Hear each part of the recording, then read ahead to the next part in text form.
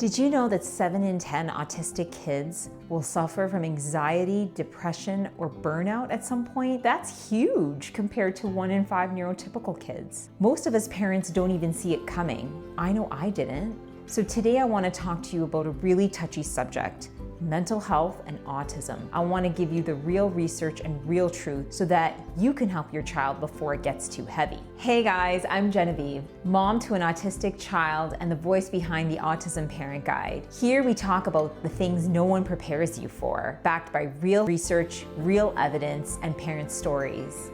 Today's topic: mental health and autism. This is the piece that you're never really prepared for until it hits you hard.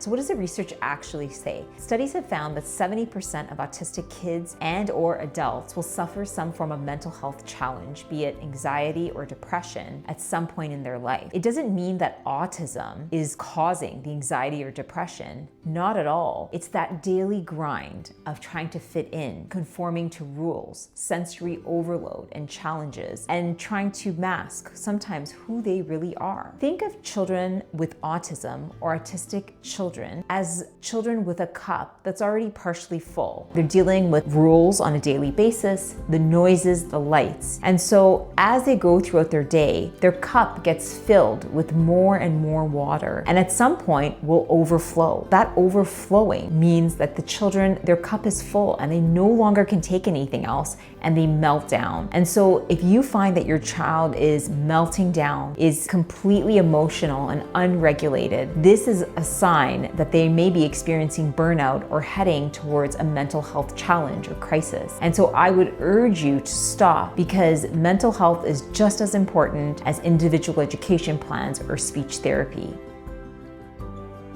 Here's a personal story of my own wake-up call. When my child was first diagnosed with autism, I was nervous and worried, and I threw all the therapies at my child, which I've mentioned before. And so in that, I was doing speech and OT. I was bringing my child home every day. I was teaching them something, and I was just investing all this time, not stopping to think about my child's mental health at any point in time. And slowly but surely, what I found is that my child started to burn out. They didn't want to go to school. They were melting down constantly and highly emotional. They were dysregulated and starting to hate who they were as a person. And so I want you, or I urge you, to learn from me and to stop and think before you push all these therapies on your child. Although I had a good intention because I wanted my child to progress, I never realized how much of an impact it was having on them. So if you want to think of it like a plant that you're trying to grow, you not only water the plant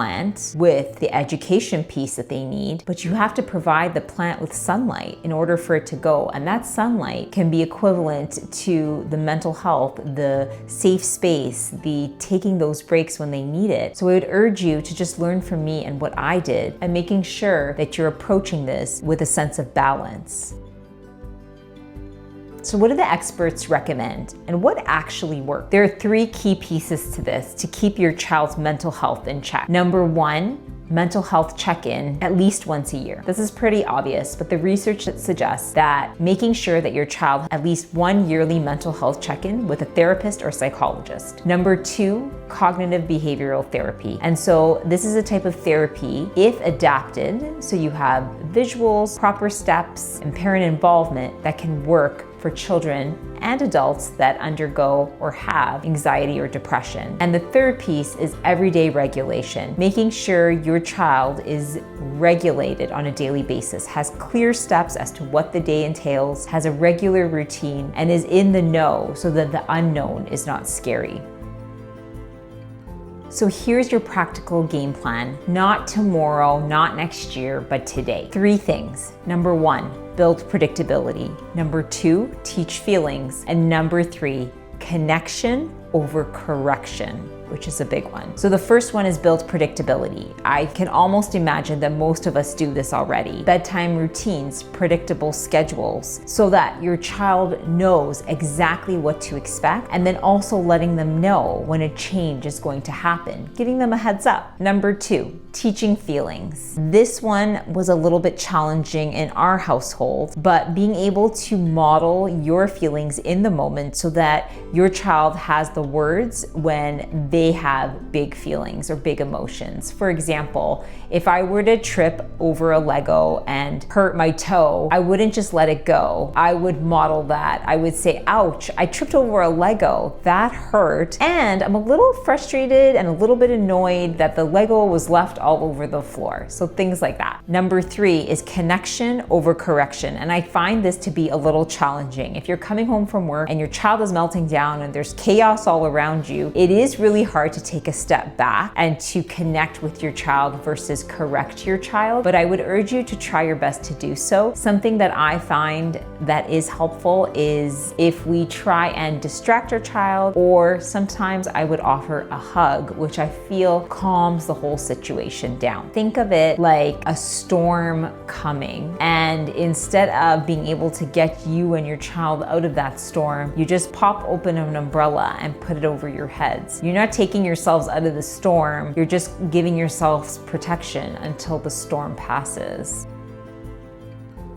So friends, the stats are real. Children with autism have a higher risk of mental health challenges than non-autistic children. It's out there, it's real. So what do we do as parents? We create the calm corners. We talk about our feelings at home. We create the routines that our children need. And we realize it's not just about therapy, it's about a safe space at home. If this video has helped you, please like and subscribe. Or if you know a family that's going through a similar journey, please share this video today. I'm interested. What has your journey been like when it comes to autism and mental health? Please comment in the link below. I want to know your story and any strategies that may help another family today. Thank you for joining me here today, and I'll see you next time on the Autism Parent Guide.